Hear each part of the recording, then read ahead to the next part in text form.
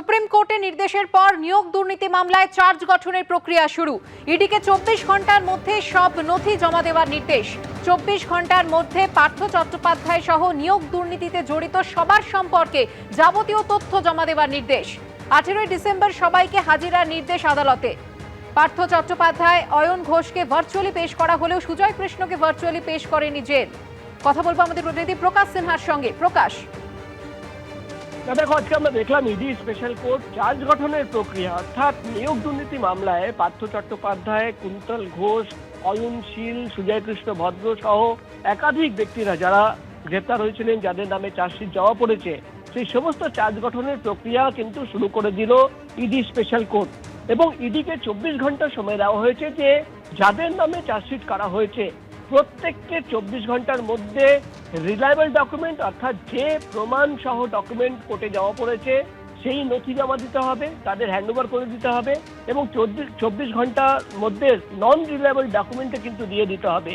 এবং কোর্টের নির্দেশ যে প্রতিদিন অর্থাৎ ডে টু ডে বেসিসে ফাস্ট ট্র্যাক কোর্ট গঠন করে কিন্তু এই মামলার বিচার প্রক্রিয়া শুরু হবে। অর্থাৎ সুপ্রিম কোর্টের নির্দেশ যে 31 জানুয়ারির মধ্যে ট্রায়াল শুরু করতে হবে, সাক্ষীদের বয়ান রেকর্ড করতে হবে এবং 1 ফেব্রুয়ারি পার্থ চট্টোপাধ্যায়কে জামিন দিয়ে দিতে হবে। সেই প্রক্রিয়ায় কিন্তু আজকে আমরা দেখলাম শুরু করে দিল ইডি স্পেশাল কোর্ট। এবং ইডিকে 24 ঘন্টার সময় দেওয়া হয়েছে, 24 ঘন্টার মধ্যে সমস্ত নথি জমা দিতে হবে। আগামী বুধবার এই মামলার শুনানি হবে এবং সেদিন প্রত্যেককেই কিন্তু কোর্টে হাজির হতে হবে এবং সেদিনই কিন্তু চার্জ গঠন কোন দিন হবে সেই ডেট ঠিক করা হবে। অর্থাৎ চার্জ গঠনের প্রক্রিয়া দ্রুত কিন্তু সেরে দিতে চাইছে ইডি স্পেশাল কোর্ট। এবং নিয়োগ দুর্নীতি মামলায় পার্থ চট্টোপাধ্যায়, কুন্তল ঘোষ সহ একাধিক ব্যক্তিদের যাদের নামে চার্জ গঠন হওয়ার কথা, সেটা কিন্তু চার্জ গঠন করে বিচার প্রক্রিয়া কিন্তু শুরু করার একটা প্রক্রিয়া কিন্তু শুরু হয়ে গেল। এমনই নির্দেশ কিন্তু আদালতের তরফে দেওয়া হলো এবং আগামী 18 তারিখ সমস্ত অভিযুক্তদের কোর্টে হাজির হওয়ার নির্দেশ দেওয়া হয়েছে। ধন্যবাদ প্রকাশ। রাজ্যসভায় দ্বিতীয় ইনিংস শুরু করলেন ঋতব্রত বন্দ্যোপাধ্যায়। প্রথম ইনিংসে সাংসদ ছিলেন সিপিএম এর, এবার তৃণমূলের সাংসদ হিসেবে শপথ নিলেন সিপিএম এর বহিষ্কৃত নেতা ঋতব্রত বন্দ্যোপাধ্যায়। বাংলায় শপথ বাক্য পাঠ করলেন।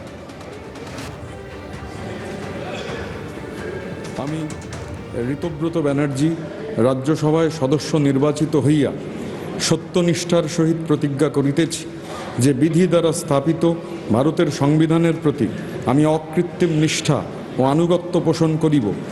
আমি ভারতের সার্বভৌমত্ব ও অখণ্ডতা রক্ষা করিব এবং যে কর্তব্যভার আমি গ্রহণ করিতে উদ্যত হইয়াছি তাহা নিষ্ঠাপূর্বক নির্বাহ করিব। জয় বাংলা।